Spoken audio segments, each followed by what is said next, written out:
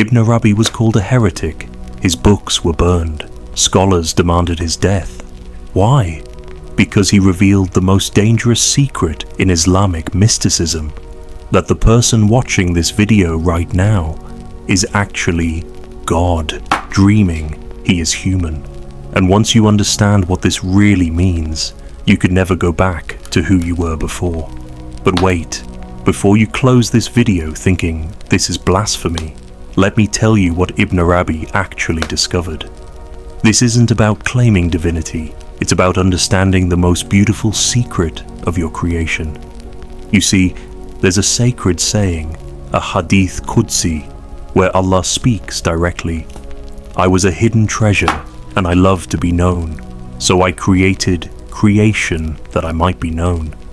Notice the words carefully.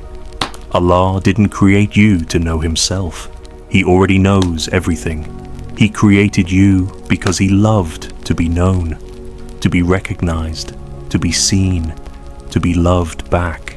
Ibn Arabi spent 40 years in contemplation, and one night, in a vision that would change Islamic mysticism forever, he understood something profound. You are not separate from the divine experience. You are the divine experience experiencing itself in human form. Think of it like this. Imagine an infinite ocean that has never seen its own beauty. So it creates waves, not to become the waves, but so the waves can witness the ocean's majesty. Each wave thinks it's separate, but it's actually the ocean expressing itself. You are that wave. Allah is that ocean. But here's where it gets even more beautiful, and this is what terrified the scholars. Ibn Arabi realized that when you look at a sunset and feel awe, that's Allah feeling awe through your heart. When you cry from beauty, those are divine tears flowing through human eyes. When you love, that's Allah's love expressing itself through your being. The Quran tells us Allah has 99 beautiful names: Ar-Rahman, Ar-Rahim, Al-Jamil, As-Sabur.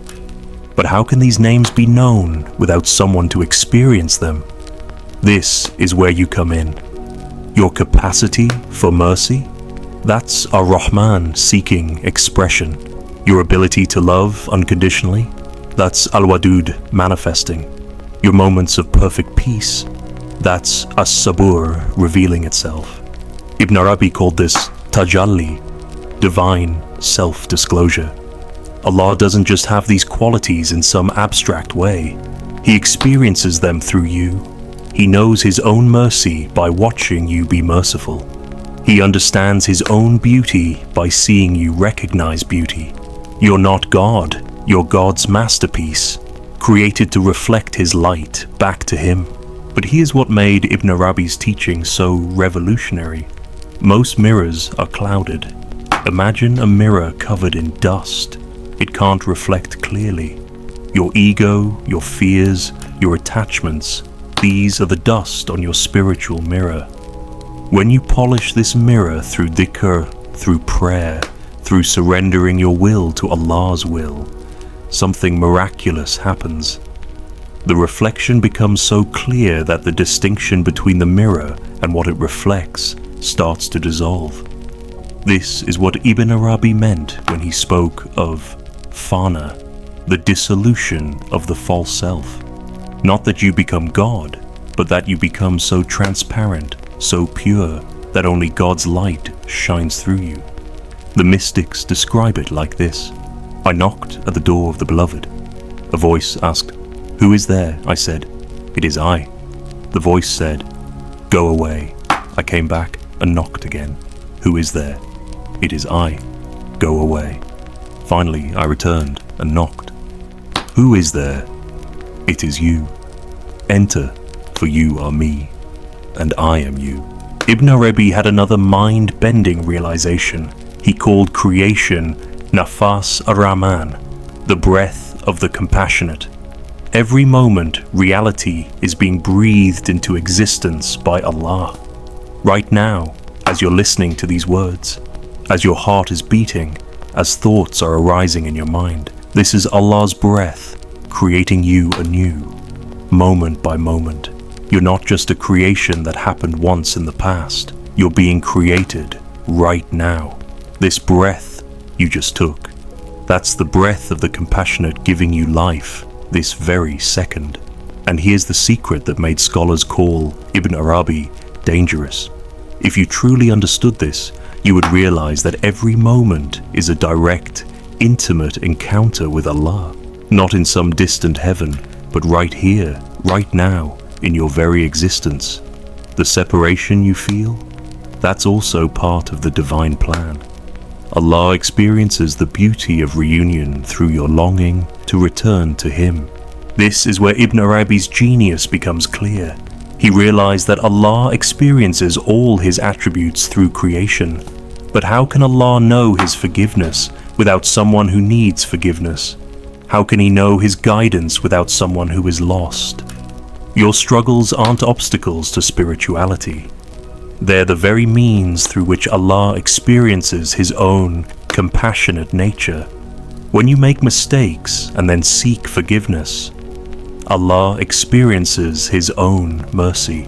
When you're lost and then find guidance, Allah experiences His own role as the guide. When you feel broken and then heal, Allah experiences His own power as the healer. Every human experience, joy, sorrow, love, loss, is Allah experiencing the full spectrum of His infinite nature through the finite vessel of your being. This is why Ibn Arabi said, "The perfect human, al-insan al-kamil, is the one who has become a complete mirror for all of Allah's names and attributes." They don't claim to be God.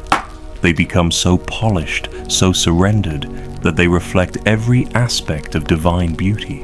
Now you understand why this teaching was considered dangerous. It's not because it diminishes Allah. It's because it reveals how intimately, how lovingly, how completely you are connected to the divine. You are not an accident wandering in space.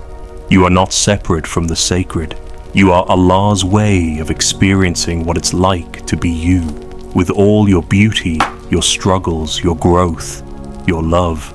When the Quran says, "Wherever you turn, there is the face of Allah," Ibn Arabi understood this literally. In your mother's smile, in your child's laughter, in the stranger's kindness, these are all faces of the divine, looking at Himself through infinite eyes of love.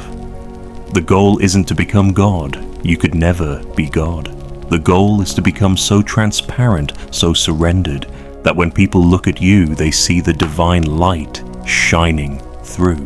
So tonight, when you look in the mirror, remember, you're looking at Allah's beloved creation, designed perfectly to reflect His light. When you feel lonely, remember, Allah is experiencing intimacy through your longing for connection.